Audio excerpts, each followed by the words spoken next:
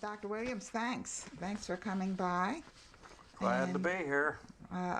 We want to tap into your life at the Grandview schools. You are practically a longtime resident, correct, of Grandview. Tell me when you came to Grandview Heights. We migrated from California in 1929. Okay. And I think it was January or February. How old were you then? I was 3. 3. 3 years old. Right. That was pretty young. Did you remember any of it? I can remember every day of it. Of your transition to Grandview? Oh, my first 3 years. Oh. Only joking. Oh, okay. No, but I do remember the first year we came. Yeah, do you? What brought you here? Well, my father was a metallurgist and chemical engineer and worked for a steel company in San Francisco, which of course was right across the bay from Oakland, where I was born. And in 1929, if you remember, that was a catastrophic year with the onset of the Depression and the failure of the banks. And my father looked across the table and saw 3 boys and a wife he had to raise, and the bank called in the mortgage, and he was afraid he was going to lose his job. And fortunately, he was fairly well known in his field, and Battelle was just getting started at that time. And the Board of Trustees had selected about 10 scientists to come to start Battelle, and they sent a telegram to my father.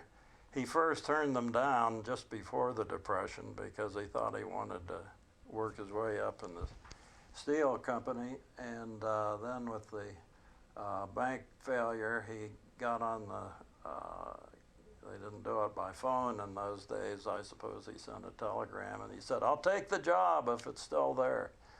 So he brought the family So you were to often Columbus. Running to the Midwest. You were coming from California to the Midwest. That was a long train ride. There were no planes in those days. Yeah, and transporting. So you tell about how you happened to settle in Grandview Heights, Ohio.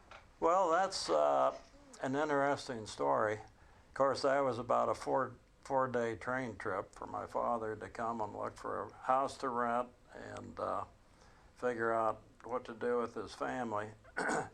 So apparently he looked for a place close to Battelle, and Grandview was right down the pike on King Avenue.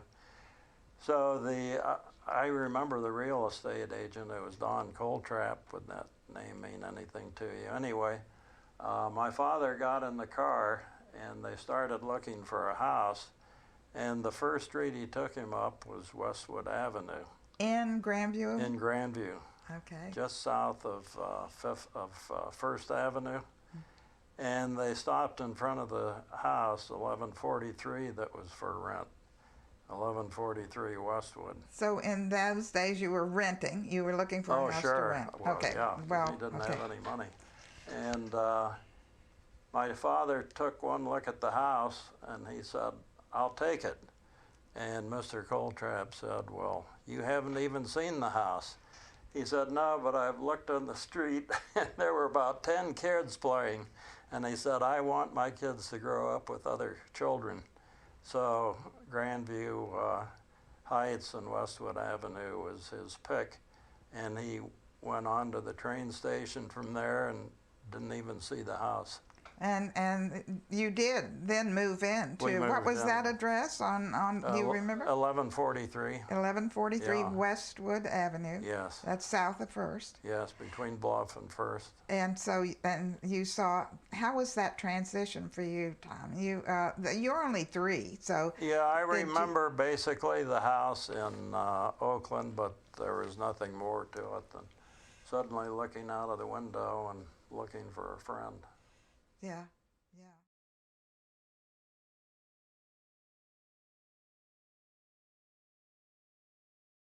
When I was playing sandlot football, I thought I was pretty good. I used to pass and run, and they'd always put me in the backfield. So when I got to the 9th grade and went on out for football, the coach then was Chuck Thacker. I'd hoped it would be Tippy Dye, but he was a famous ball player. Yeah, yeah. But anyway, he moved on, I guess, into the Navy. So Chuck Thacker I was there his first year. So he said, "You want to play in the backfield, do you?" And I said, "I sure do." I think I probably weighed 140 pounds, just skin and bone. And I put on all those pads. I'd never worn hip pads and shoulder pads and knee pads and a big helmet, and I could hardly move. And he said, "Well, Roy Benedum is a halfback. I think he was a junior or senior." He said, "Let's have the two of you race and see how fast you are." So I think, I'm not sure I made it to the 10-yard line when he was to the 50. So from then on, I played on the line. Oh, okay. And But you did play. I did play, but early on my junior year, we were playing St. Charles, and by that time I was playing end, and I was running downfield, and one of the St. Charles guys clipped me from the back and broke my leg. So that put me out of football for that year. Oh, those things happen. And you can imagine my disappointment because you had to play so many quarters to get your letter. And I went to that assembly and I was real close, and I was sitting there hoping, geez, I hope they get me that letter. And they came to the W's and they passed right by me. Oh, what a blow. I was really disappointed. Oh, I bet. But now, what about basketball? Yes, we played basketball, and by that then Chuck Thacker, after I think the first or second year, he had to, by this time the war was going on, and he went into the Navy, and Pug Hood was the coach, and I played basketball, and I did okay. Good. Playing basketball. And did you get your letter? Yes. Good.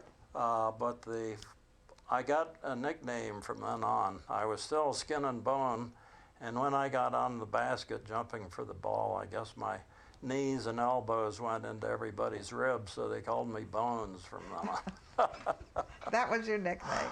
Yeah, I shouldn't let that out, but it's true.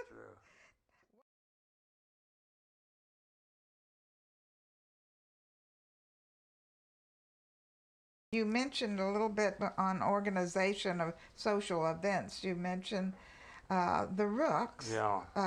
Now tell me a little bit about your social events there. That's a whole evening. Oh, is it? Oh, the social events or about the Rooks themselves? Both. Whatever you want to Everybody seems to know about the Rooks. You hear about more about the Rooks today than you did when it existed. Is that right? Everybody wants to know about the Rooks. But for what it's worth, they were started, I think, back in the 1920s. And they were organized by several men. The one that was still alive when I was in school was Ted Eaton, who had an insurance business, and also Art Bogan, who had the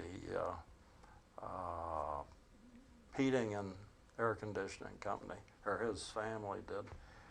And they originally met in a log cabin there back off of Wyandotte Road in the woods.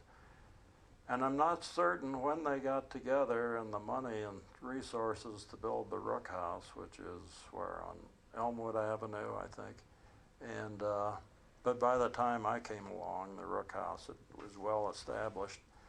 And your first year, you were called a skunk, and there was a lot of harassing that went on naturally. But it was fun, even though they tried to humiliate you. On the street, when you would go to school, when you were a freshman and a skunk, whenever an active member would point to you, you had to jump up and down 3 times and yell cuckoo as loud as you could. And the streets, the playground area, you could always hear a cuckoo coming from some quarter. And then after the initiation, which was fun because they blindfolded you and took you out into the country at night, and you had to find your way back to the Rook House by 8 o'clock in the morning. And that was mostly what the initiation was, except when you were a pledge.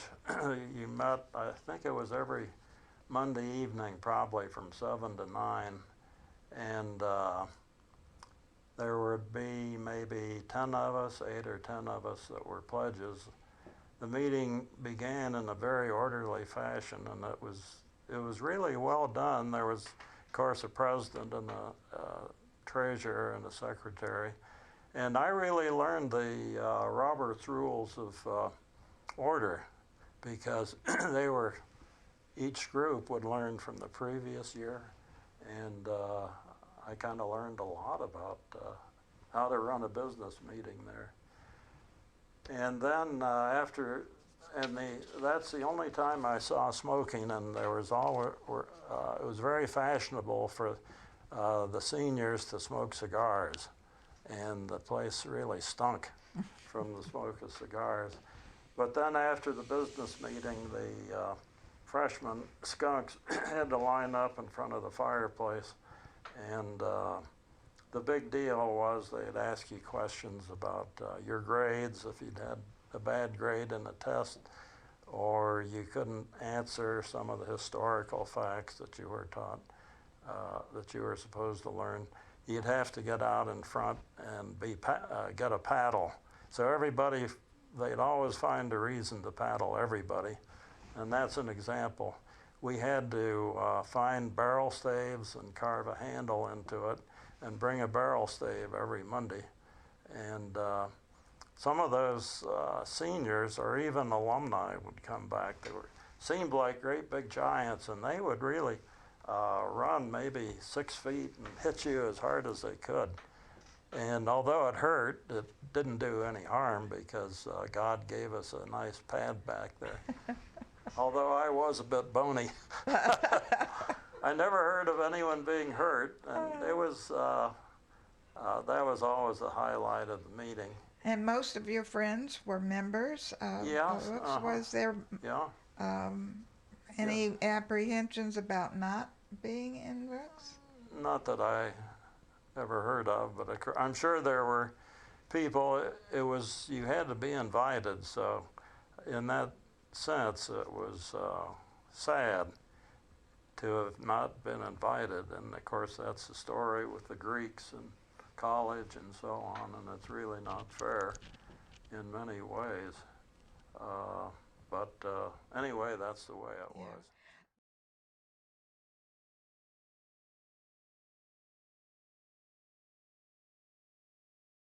Anything you remember that sticks in your memory as let's do the greatest moment in Grandview High School and the least moment? Does anything spring to your mind? I should have been prepared for this one.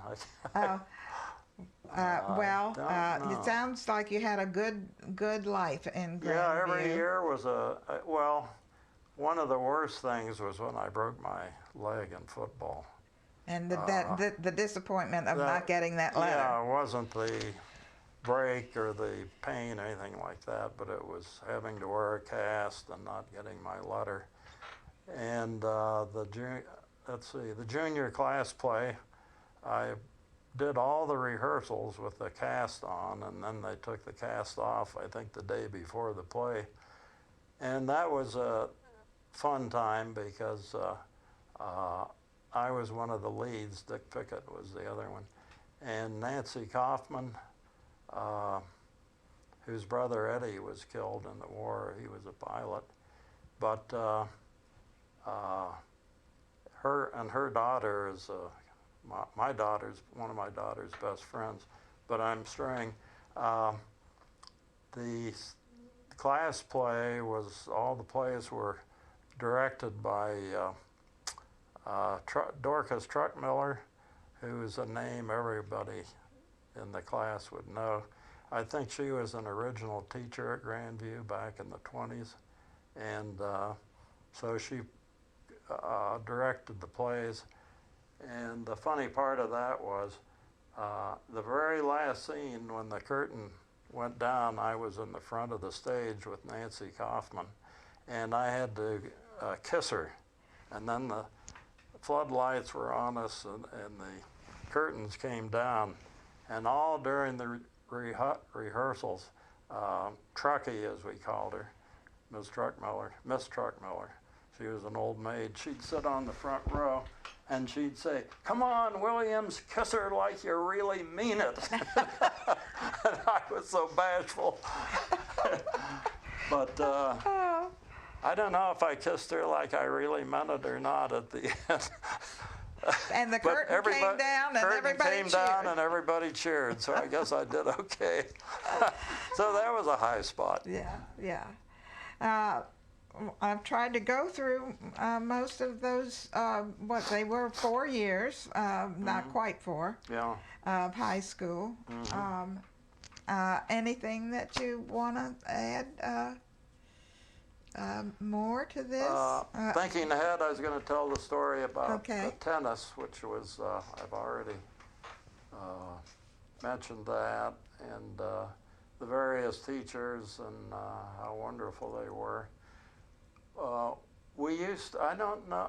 don't think they have the big study hall there anymore, do they?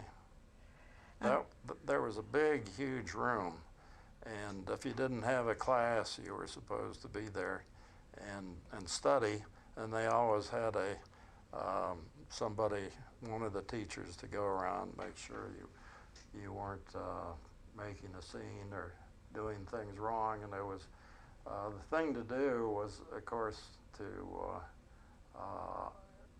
avoid the monitor knowing that you had a comic book. And I always had a comic book in my notebook, not so much to read it, but just to see if I could get away with it. And I was on the aisle seat near the back, and I had it open, and I was reading the comic book, and Mr. Matheny, the math teacher, came by, and I'd already had it in math, and he tapped me on the shoulder. And he was a very smart man. Instead of saying something to discipline me, he said something like, "Tom, I'm disappointed." I've never forgotten that. Pretty strong. Yeah, that's a good form of discipline. Yeah. So. Did you put the comic book away and not carry it anymore, at least during study hall? Knowing me, I probably kept doing it. I didn't get caught again. Did you have a girlfriend? Did you have a girlfriend, Tom? The one I dated most was Ruth Lindersmith. She's gone. Well, someone all Grandview people would know is Skip Karlovac, and she just lived a block away. She was Lorna Donaldson, and I dated her quite a bit. She was kind of a tomboy, and she'd play games with us, tag and roller skate with us. We used to play hockey in the street in front of her house, and she was just a marvelous person. So I dated her. I can't remember the names, but I remember picking one girl up for a dance. In those days, it was common to give a girl a corsage. I don't think they do that anymore. And I would always get the cheapest thing, which would be a little carnation. And I had a date with. She lived on Broadview, and I was all dressed up. I think it was to maybe the junior prom. And I had this maybe 2 or 3 carnations, and it had leaves and ferns around it, and I was all dressed up in a suit.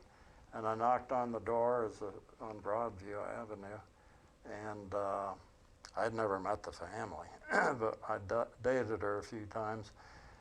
And the man of the house opened the door and he said, "Well, come in, sit down. Nice to see you." So I came in and I sat down, and I was waiting for her to come downstairs, and we had some small talk, and he said, "Well, by the way, what are you here for?" And I said, "Well, I was here to pick up Nancy Nesbitt. I was here to pick up Nancy." "Oh, she lives next door." So I was pretty embarrassed about that. Did you have a time explaining being late? You had to go. Well, it may have seemed like an hour. I probably was just sitting there for 5 minutes, but I was pretty nervous because he'd never heard of me and I'd never heard of him. That's a good one, Doctor. So.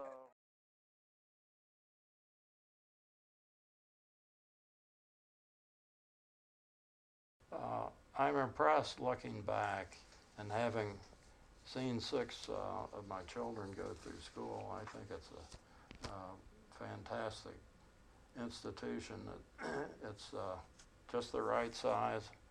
It's not too big and it's not too small. And it's been well administered and good teachers. And I have nothing but praise for Grandview. And you came back and established your family here. Oh, yeah.